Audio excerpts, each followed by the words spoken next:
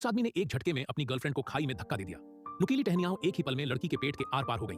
बड़ी बड़ी खून की बूंदें उसके ऊपर गिरने लगी। नीचे रेंगती चींटियां सिर्फ अपनी मां को ढूंढ रही थीं।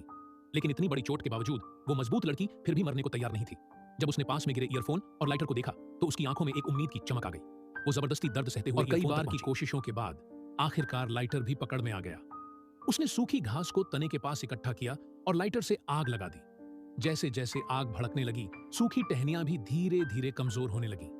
ये देख लड़की ने दांत भींच लिए और पूरी ताकत से एक झटका मारा। उसी वक्त लिसा को धुंधले में इंजन की आवाज सुनाई दी। असल में उसका बॉयफ्रेंड और उसके दो दोस्त नीचे आकर लिसा की लाश को ठिकाने लगाने ही वाले थे।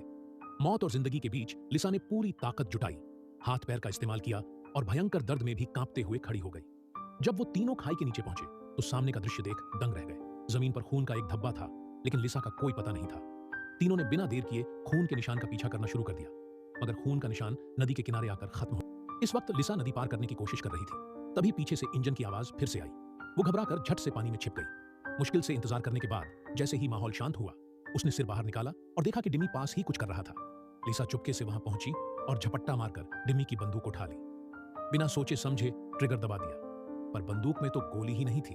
असल में यह डिमी का जाल था। एक झटके में उसने लिसा को बेहोश कर दिया और वॉकी टॉकी पर रिचर्ड और स्टैन को खबर दी। मैं जा रहा हूं, तुम्हारे मरीज का ध्यान रखना।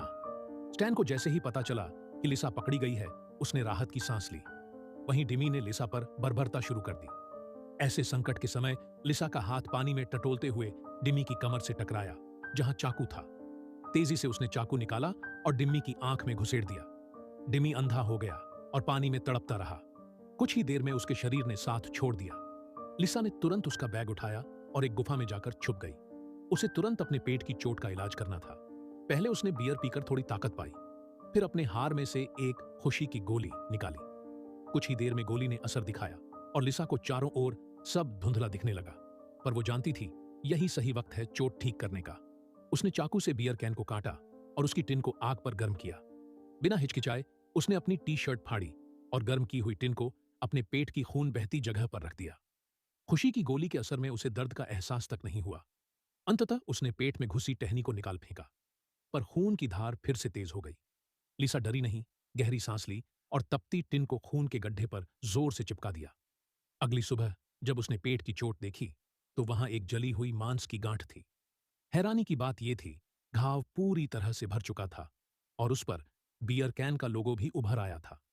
लिसा ने अपना सारा सामान समेटा। अब उसके दिल में सिर्फ एक बात थी, बदला जारी।